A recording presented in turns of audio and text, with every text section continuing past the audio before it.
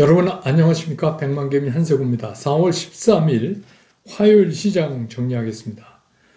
어쨌거나 주시장은 일단 올라야 기분이 좋죠. 오늘 코스닥 코스피 양시장 모두 오르는 그런 기분 좋은 그런 시장이었습니다. 간밤에 뉴욕 시장은 그 최근에 상승한 거에 대한 좀 숨고르기성이라고 좀 그럴까요? 네, 그래서 좀 쉬어가는 모습을 보였었어요. 그래서 전체적으로 좀 약보합권의 움직임을 보였던 시장인데 몇몇 특별하게 뉴스가 전해진 종목을 제외하고는 이렇다 할 움직임을 보인 게 없습니다. 그 중에서 우리가 좀 이제 기억해둬야 될 게 그 음성인식 AI를 하는 그 뉘앙스라는 회사가 있어요. 그걸 이제 마이크로소프트에서 160억 달러에 인수한다는 그런 소식으로 이게 한 15.9% 정도 상승을 했는데, 이 인식 시스템 우리 많이 알고 있는 거잖아요. 이거는 삼성이랑 한번 예전에 M&A 얘기가 한번 흘러나왔던 회사이기 때문에 제가 이제 말씀을 드리는데, 이 뉘앙스가 최근에는 이 음성인식 AI를 통해 가지고 의료 쪽에 이런 거를 한다 그래요. 그래서 어제 그 소식으로 조금 눈에 띄게 움직였던 그런 주식이었습니다. 우리 시장은 미국 시장하고 좀 사뭇 달랐어요. 출발부터 코스피 코스닥 다 양시장이 모두 상승으로 출발을 했습니다. 그리고 중간에 좀 이렇다 할 부침도 없이 오늘은 그냥 계속해서 상승세를 유지해 갔던 그런 시장이다, 이렇게 볼 수 있습니다. 그런데 이 상승의 주역이 누구였냐? 이게 이제 외국인 투자자들이었어요. 외국인 투자자들이 오늘 이제 코스피에서만 4,464억 정도, 60억 그 부근에서 순매수한 걸로 이렇게 나와 있고, 기관들은 이제 80억 조금 넘게 샀는데, 금융 투자는 1,780억 정도 샀는데, 연기금은 오늘도 1,049억을 팔았습니다. 그래서 여러분들한테 이제 어제도 말씀드렸지만 연기금이 안 판다는 게 아니에요. 과거보다 이제 파는 그게 좀 줄어들 수는 있다. 그렇게 인식하시는 게 좋을 것 같아요. 그래서 오늘은 코스닥 같은 경우도 어저께 이제 21년 만에 1,000포인트를 넘어서는 그런 모습을 보였는데, 그걸 이제 계속 오늘도 이어가면서 오늘은 이제 종가 기준으로는 1010.37, 0.97% 거의 1% 가까이 상승을 했어요. 근데 이제 우리가 주의 깊게 봐야 되는 게 뭐냐면, 여기에 532억이 순매수인데 이게 이제 개인이에요. 그리고 외국인은 258억 팔고 기관도 112억을 좀 팔았습니다. 그래서 전체적인 시장은 코스피는 1.07%가 올랐고, 코스닥은 0.97%가 올랐고, 거의 이제 1% 양시장이 가까이 이렇게 상승하는 모습을 보이면서 끝났습니다. 오늘 시장의 그 상승의 주역은 누가 뭐래도 역시 2차전지죠. 2차전지 그 배터리 3사가 앞장을 서서 시장을 이끌었고, 또 거기에 관련되는 소재나 장비 이런 종목들도 상승세를 이어갔습니다. 특히 이제 SDI 같은 경우는 현대차에 새롭게 나오는 RV나 이런 새로운 기종의 그 원통형 배터리를 실기로 했다.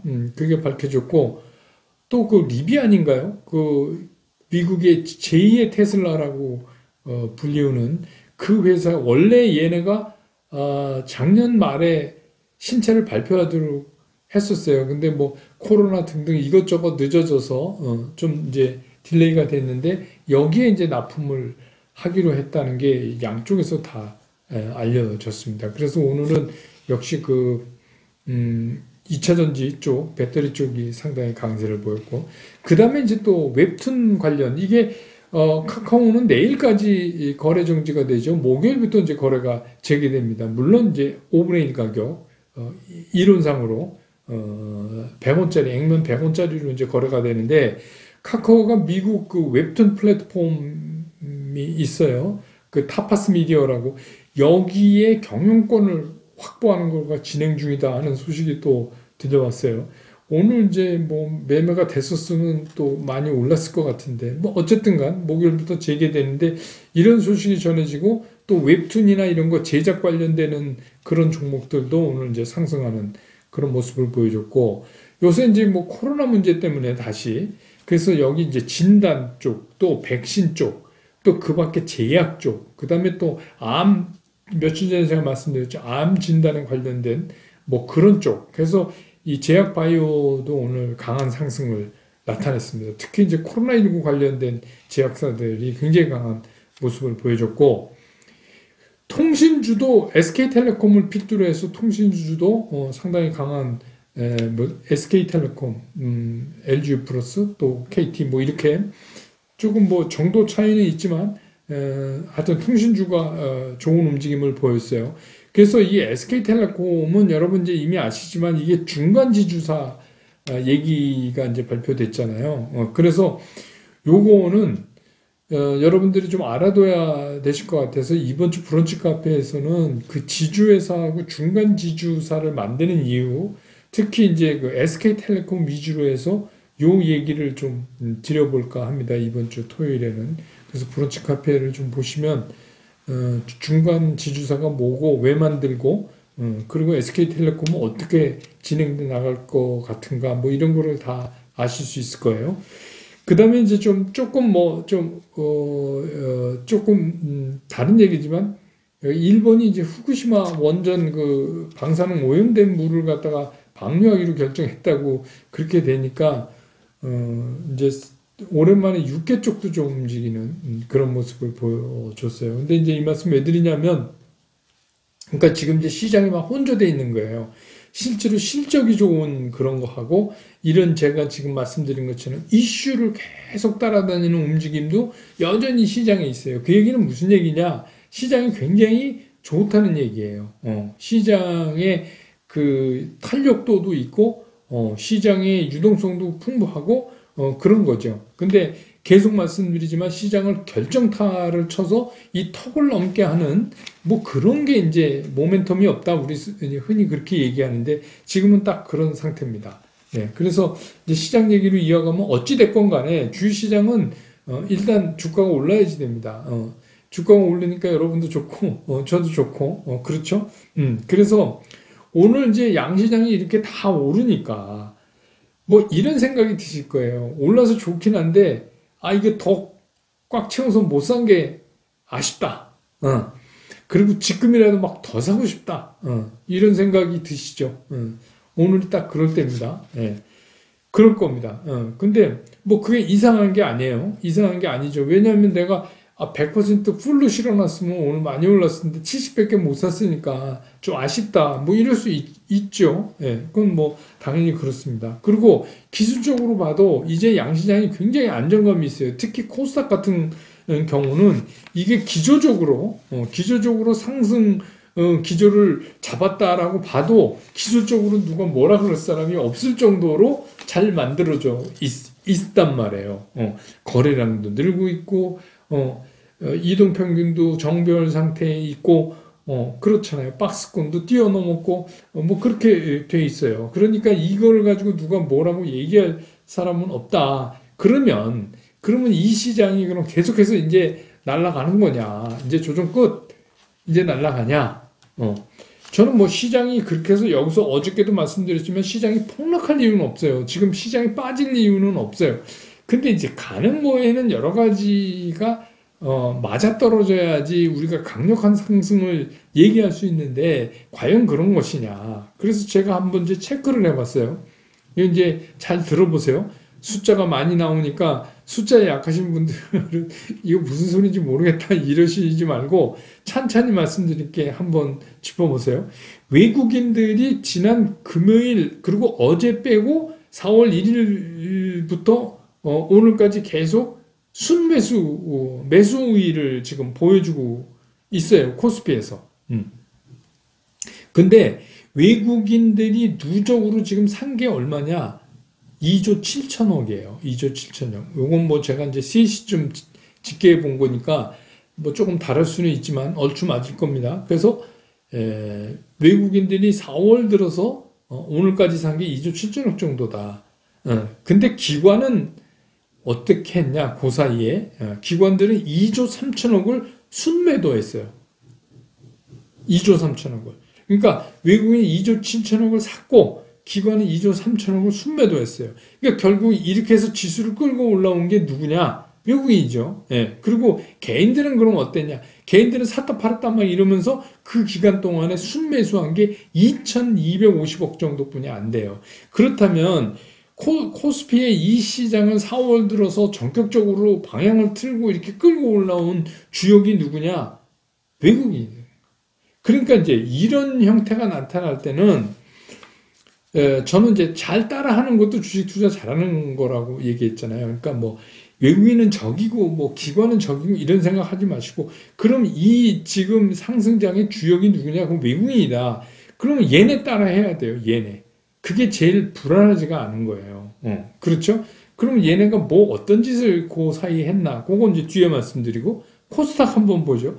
코스닥은 이제 외국인들이 4월 1일부터 오늘까지 618억을 순매수했어요. 코스닥에서 618억. 근데 기관은 690억을 순매도했어요. 네, 기관은 팔았단 말입니다. 그러니까 코스닥에서 기관은 계속 지금 팔고 있어요. 팔고 있고 외국인은 계속 사고 있어요. 근데 코스닥에서 누가 제일 많이 샀냐? 개인이 거의 외국인의 더블을 넘는 1,400억이 넘게 산 게, 순매수를 한 게 누구냐? 개인이다 이거예요. 그래서 코스닥에 지금 최근에 이렇게 해서 탁 들어 올린 거에 결정적인 역할은 개인이 했다. 또 오늘도 마찬가지로 코스닥에서 개인이 538억을 순매수했다. 이것만 봐도 이제 알 수 있죠. 왜냐하면 오늘은 외국인들이 264억 팔고 기관도 112억 팔고 그랬어요. 코스닥에서. 그러면 코스피에서는 외국인들이 4월 1일부터 오늘까지 주로 뭘 샀냐? 얘네들이 2조 7천억 사는 중에 2조 2천억이 대형주를 샀어요. 우리 이제 뭐 얘기하는 대형주를 샀고, 중형주는 749억 정도를 샀고, 소형주라고 얘기하는 거는 647억을 샀어요. 그러면 2조 2천, 740, 640, 이 차이를 아시겠죠? 그러니까 코스피에서는 뭐예요? 얘네들은 대형주를 많이 샀다. 외국인들은. 코스닥에서는 어떻게 됐냐? 코스닥에서는 외국인들이 어떤 거에 제일 많이 손을 댔냐? 이제 그게 스몰캡. 스몰캡에 816억 순중을 올렸다. 개인은 1216억, 기관은 오히려 507억 이렇게 팔았다. 그럼 이제 여기서도 여러분 아실 수 있죠?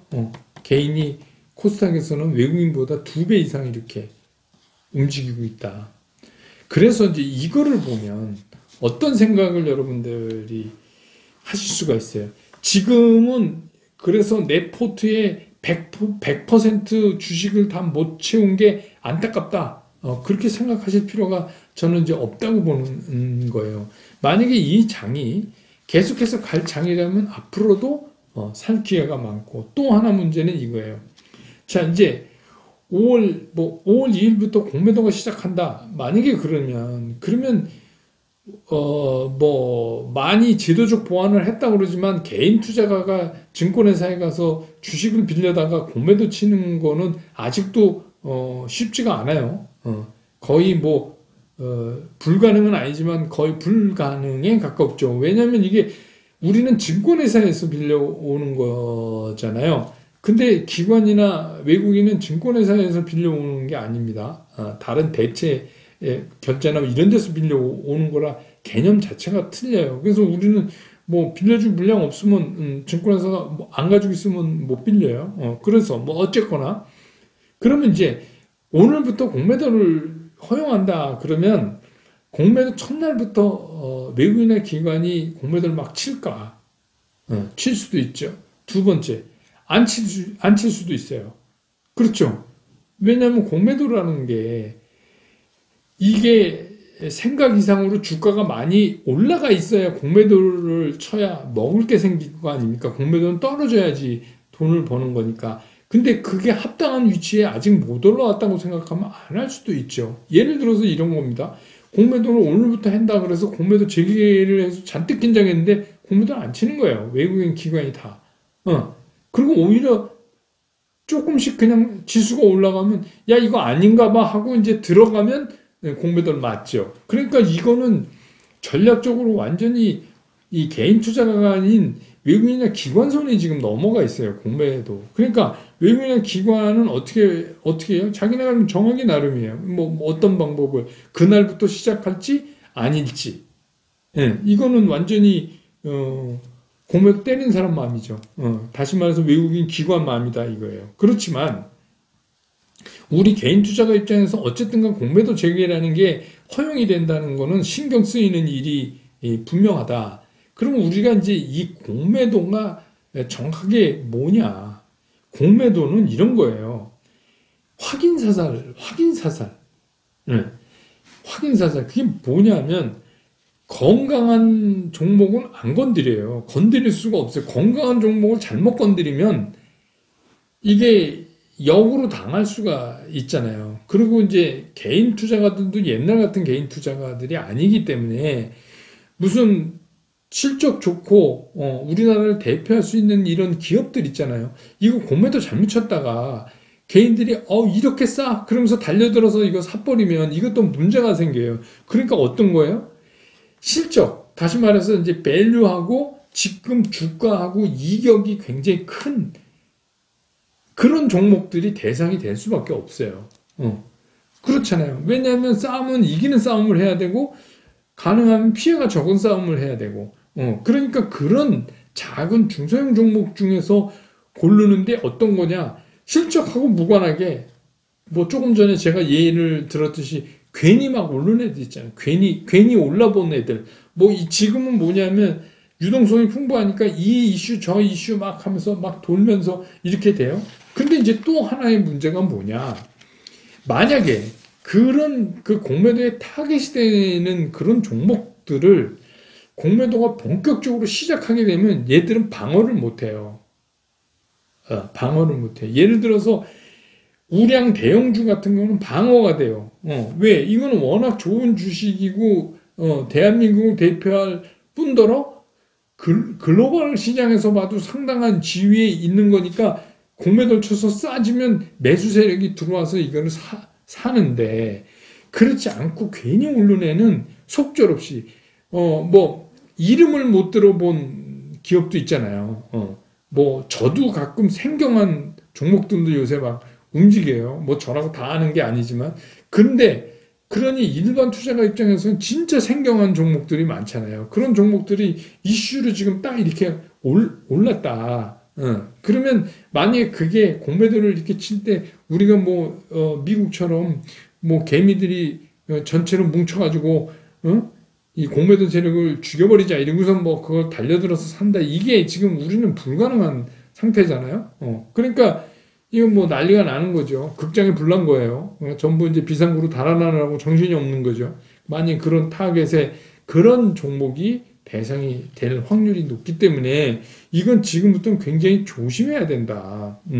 그래서 이게 오히려 지금은 내가 갖고 있는 포트폴리오에 그동안에 정확한 종목들로 제가 말하는 이게 뭐 성장권에 있건 아니면 산업권에 있건 뭐 오늘 또 이런 거 2차전지 강하고 뭐 이쪽 하면 또 산업권은 좀 쉬잖아요.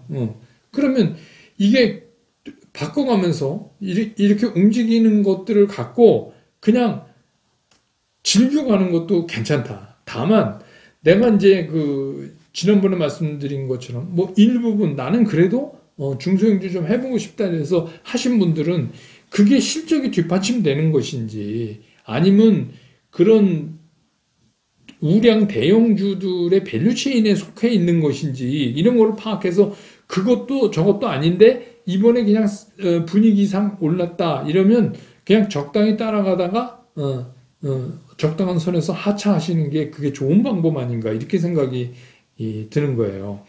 늘 말씀드리지만 개인 투자가는 돈을 많이 버는 것도 중요하지만 이게 깨지지 않아야 되는데 문제는 뭐냐? 대형 우량주 같은 경우는 이제 아차 하다가 좀 물려도 기다리면 이게 복구가 되는데 이런 건 복구가 안 돼요. 잘못 선택 한번 꺾이기 시작하면 이게 어디서 멈출 줄을 잘 모르니까 굉장히 위험성이 있다. 그래서 뭐 우리가 여태까지 늘 얘기한 대로 나는 소위 말하는 실적이 뒷받침된 그런 뭐 명품 주식으로 뭐 60% 70% 채워놓고 현금도 가지고 있고 하다 그러면 그럼 이게 최고의 포트폴리오다. 저는 이렇게 보는 거예요. 여기선 더 흔들 필요가 없어요. 그래서 지금부터는 오히려 저는 공매도가 시작되는 것보다 공매도가 시작되기 전에 그 전조 현상에서 많이 당할 것 같아요. 여러분 그렇잖아요. 공매도는 이미 정해졌어요. 시간이. 그러면 어떻게 되냐. 정작 공매도를 때릴 수 있는 외국인이나 기관이 아니고 개인들 중에서 그런 거를 잡아당겨서 했던 세력이든 사람이든 그게 먼저 때리고 나가는 게 정상적인 거 아니에요? 그렇죠. 그러면 그런 현상이 어떻게 된다? 이달 말에 그런 괜히 오른 주식 중에서 그런 현상이 먼저 올 수 있다 이거예요. 먼저 올 수 있어요. 저는 그렇게 봐요. 그러니까 아니 그렇게 보는 게 아니라 늘 그런 식이에요. 시장은. 그러니까 정작 나중에 허용이 돼서 때리는 외국인이나 기관, 그러니까 이거 때리는 시어머니보다 뭐 말리는 시누이가 옛날에 그런 속담 있잖아요. 마치 그런 현상이 일어날 가능성이 굉장히 농후해진 시장이란 말이에요. 그러니까 지금부터는 오늘서부터는 이제 4월 말로 갈 때까지는 이거 되게 조심해야 된다.